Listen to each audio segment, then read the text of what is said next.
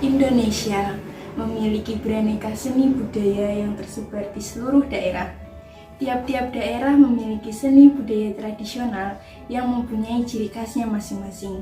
Salah satu contohnya ialah permainan tradisional. Dalam permainan tradisional, anak-anak tidak hanya diajarkan tentang cara mencintai lingkungan, tetapi juga diajarkan tentang nilai-nilai karakter bangsa, seperti nilai kejujuran, toleransi, dan sportivitas.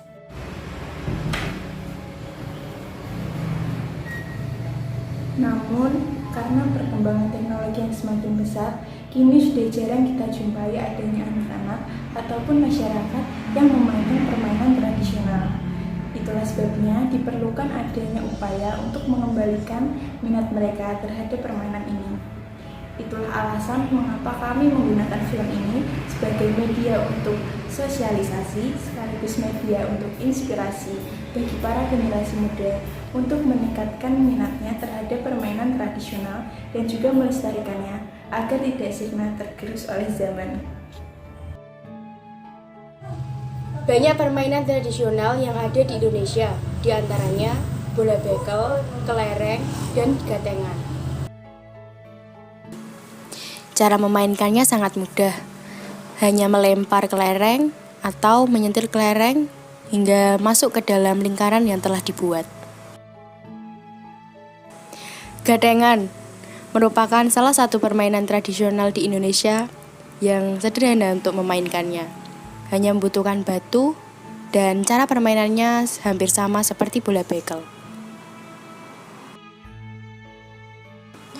Bola bekel merupakan salah satu permainan tradisional Indonesia. Bola bekel biasa dimainkan oleh gadis-gadis kecil, gadis-gadis remaja, bahkan sampai orang tua. Dan biasa dimainkan pada saat era sebelum globalisasi. Berbicara mengenai permainan tradisional, ada banyak sekali permainan tradisional yang ada di Indonesia. Namun, ada beberapa permainan tradisional yang sering saya mainkan sewaktu saya masih kecil. Yang pertama adalah permainan petak umpet. Permainan petak umpet ini sering saya mainkan bersama dengan teman-teman saya dan juga kakak saya. Cara bermain petak umpet pun cukup mudah. Akan ada satu pemain sebagai pencari dan juga pemain lainnya akan bersembunyi. Permainan ini lebih mengasyikan apabila dimainkan oleh banyak orang.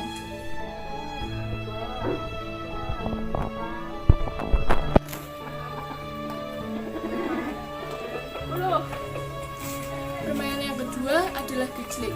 Di sini kita menyebutnya dengan gejlek. Permainan ini sangat sederhana. Kita hanya cukup menggambar peta di tanah atau di jalan dengan pemain hanya minimal 2, 3, 4 ataupun lebih.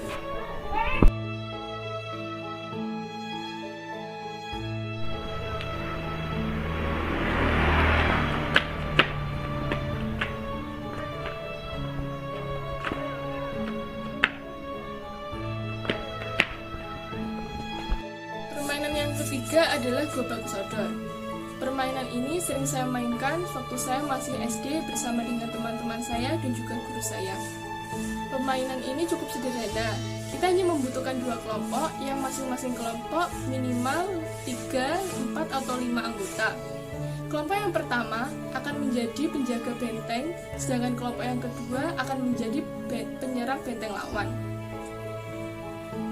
Permainan gobak sodor ini sangat menguji konsentrasi dan juga kelincahan kita saat bermain. Itu adalah ketiga permainan yang sering saya mainkan waktu saya masih kecil. Namun sayangnya, saat ini saya sudah jarang sekali bermain permainan tradisional ini. Apalagi saya sudah tidak pernah melihat ada anak kecil yang bermain permainan tradisional di zaman yang sekarang. Salah satu faktor punahnya permainan tradisional adalah karena faktor orang tua. Terputusnya komunikasi antara orang tua dan anak yang disebabkan oleh kesibukan orang tua terhadap pekerjaan dan karirnya, hingga lupa memperkenalkan pada anak-anak mereka bagaimana cara bermain permainan tradisional dan bagaimana nilai-nilai permainan tradisional. Faktor lain yaitu para remaja yang sekarang lebih memilih bermain sosial media, bermain game, daripada bercengkrama dengan teman-teman mereka untuk bermain permainan tradisional. Sehingga banyak anak-anak kecil yang tidak mengetahui betapa menyenangkan dan meriahnya bermain permainan tradisional bersama teman-teman mereka. Faktor lain yang menghambat eksistensi permainan tradisional adalah semakin berkurangnya lapangan dan lahan. Banyak lahan rumput yang telah hilang karena pembangunan yang semakin merajalela. Selain itu, yang kita sebut lapangan yang ditumbuhi rumput-rumput sekarang sudah musnah, digantikan dengan paving-paving yang keras, sehingga kita tidak bisa melakukan permainan tradisional seperti pati lele, egrang. Seperti yang kita ketahui bahwa bermain egrang perlu tempat atau alas yang tidak keras, tidak seperti paving. Tentunya jika kita bermain di atas paving itu akan sangat berbahaya bagi anak-anak. Faktor lain, karena sekarang banyak gedung pencakar langit, banyak bangunan, sehingga kita sulit menemukan tanah lapang. Kita juga sangat sulit untuk bermain layang-layang seperti masa kecil kita dahulu yang setiap sore bermain layang-layang ketika musim kemarau. Faktor terakhir yaitu adalah masuknya berbagai jenis perkembangan permainan modern. Seiring perkembangan zaman yang diikuti dengan perkembangan teknologi, permainan tradisional seperti petak umpet, egrang, congklak, lompat tali, gasing, engklak, dan yang lain-lain sudah jarang dimainkan anak-anak. Karena permainan modern serasa lebih mudah untuk dimainkan, karena tidak memerlukan persiapan, tinggal kita membuka HP, memilih aplikasi yang kita inginkan lalu bermain dengan itu, seperti bermain game, sosial media, dan yang lain-lain. Kondisi lain yang dengan perkembangan zaman ini, anak-anak sekarang mulai bersekolah full day school. Mereka seharian di sekolah, jadi mereka akan lelah ketika pulang sekolah. Begitu juga banyak anak yang pulang sekolah itu ada kursus, ada les, atau yang lain-lain. Pastinya mereka tidak bisa menyeluangkan waktu untuk bermain bersama teman-teman mereka.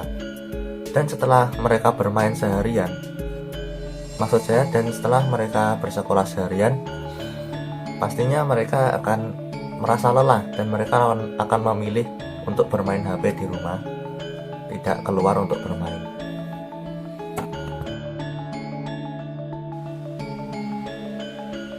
Ya, globalisasi benar-benar telah merubah kehidupan kita saat ini.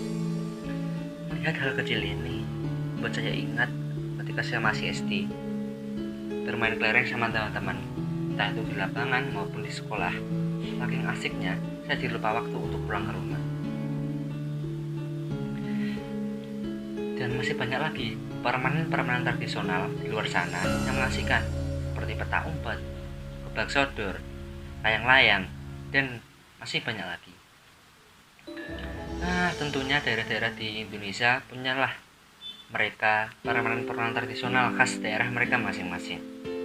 Namun seakan-akan permainan tradisional tersebut mulai sirna karena terus berdatangannya game-game online.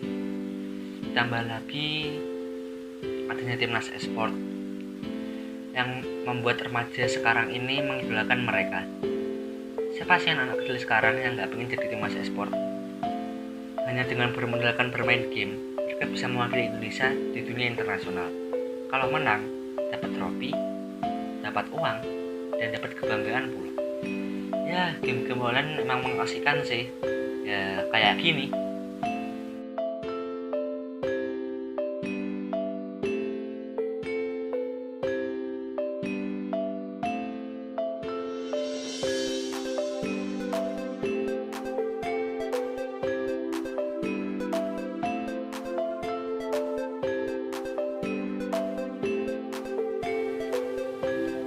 Belum lagi ada sosial media, Facebook, Instagram, Twitter, TikTok yang membuat remaja sekarang saat ini kecanduan.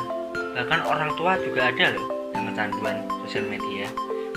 Apalagi sekarang ada YouTube, TV online yang sekarang banyak diminati oleh masyarakat Indonesia. Padahal kalau gini terus, siapa yang mau melestarikan budaya-budaya kita, melestarikan permainan-permainan tradisional kita yang sangat asik itu tadi, kalau nggak kita sendiri? Kalau dicaplok, diakui sama negara lain, siapa yang mau tanggung jawab kalau gitu caranya? Ya, keasikan, feel, keseruan yang kita rasakan ketika bermain permainan tradisional, tak umpet bareng, yang layang tadi, jelas berbeda, sangat berbeda daripada kita eksis di sosial media, main TikTok, main sosmed. Nggak percaya? Coba main layang-layang. Dalam menerima sikap perubahan sosial di dalam masyarakat, kita harus bersifat terbuka terhadap perkembangan zaman dunia IT. Ada sebuah garis yang memisahkan kebudayaan asli dengan masuknya kebudayaan luar dalam era globalisasi saat ini. Perubahan sosial akan terjadi apabila masyarakat mau menerima masuknya perubahan itu sendiri. Maka, dari itu, kita perlu namanya kesadaran sejak dini untuk menjaga dan melestarikan kebudayaan lokal masyarakat kita sendiri. Kalau bukan kita yang menjaga kebudayaan tersebut, siapa lagi?